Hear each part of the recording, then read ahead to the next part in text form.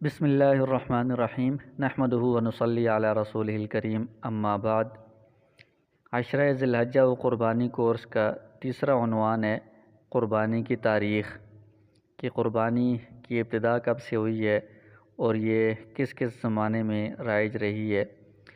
تو اس کی ابتدا حضرت آدم علیہ السلام کے زمانے سے ہوئی ہے، جیسا کہ حضرت آدم علیہ السلام کے دو بیٹوں کا قصہ قرآن کریم سورہ مائدہ میں موجود ہے کہ حابیل اور قابیل دونوں نے اللہ تعالیٰ کا قرب حاصل کرنے کے لیے اللہ تعالیٰ کے سامنے الگ الگ قربانی پیش کی۔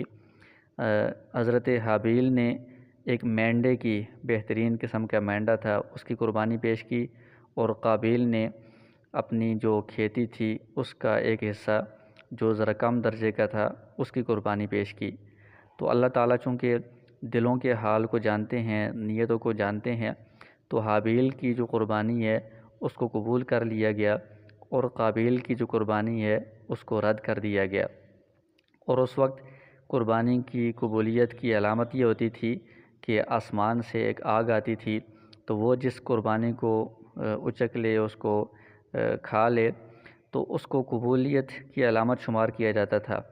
اور جس کو وہ آگ نہ پکڑے تو وہ قربانی گویا کہ مردود ہوگی۔ تو حابیل کی قربانی کو آگ نے کھا لیا اور قابیل کی قربانی جو ہے مردود ہو گئی تھی۔ اس کے بعد حضرت نوح علیہ السلام کے زمانے میں بھی یہ روایات میں تذکرہ ملتا ہے کہ جب طوفان تھم گیا تو اس کے بعد انہوں نے ایک مذبح، جانور ذبح کرنے کی جگہ مقرر کی، اور وہاں انہوں نے بہت سارے جانوروں کو اللہ تعالیٰ کے نام پر قربان کیا۔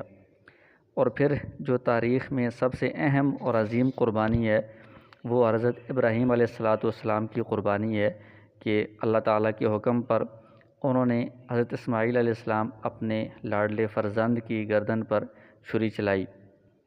اور بعد میں وہ قربانی اللہ تعالیٰ نے جب قبول فرما لی تو حضرت اسماعیل علیہ السلام کی جگہ پر دمبا بیچ دیا گیا اور اس دمبے کی قربانی ہوئی۔ اسی قربانی کی یاد میں جو ہماری عید الاضحیٰ کی جو قربانی ہے اس کو لازم کیا گیا ہے، جیسا کہ حدیث میں بھی ہے، ابن ماجہ کی حدیث ہے حضرت زید بن ارقم رضی اللہ عنہ کی، کہ یہ قربانی کیا ہے؟ سنت ابیکم ابراہیم، تمہارے جد امجد حضرت ابراہیم علیہ السلام کی یادگار ہے۔ تو ان کی یاد میں یہ قربانی اس خاص واقعے کے پس منظر میں لازم کی گئی ہے۔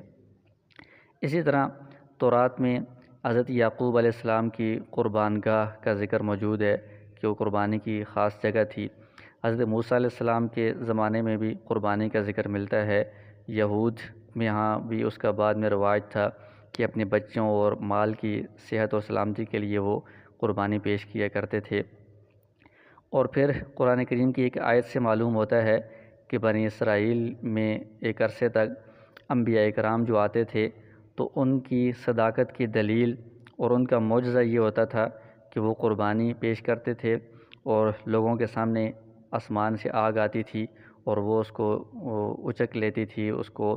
وہ پکڑ لیتی تھی، تو اس سے لوگوں کو پتہ چل جاتا تھا کہ یہ واقعی اللہ کے نبی ہیں۔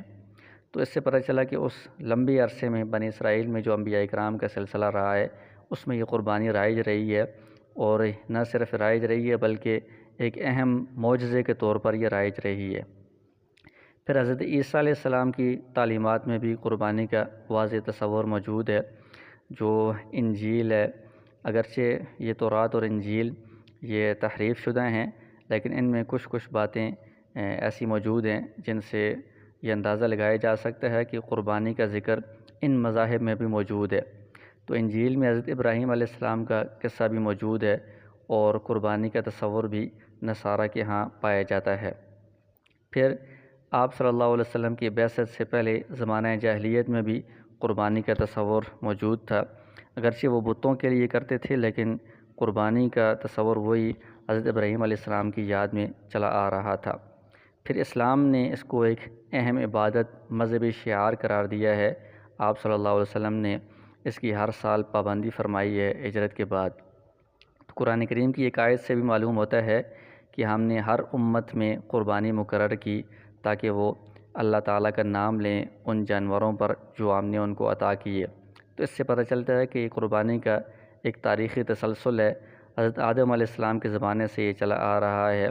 اور ہر زمانے میں اس پر عمل ہوتا رہا ہے، اور یہ قربانی کا جو حکم ہے یہ قیامت تک انشاءاللہ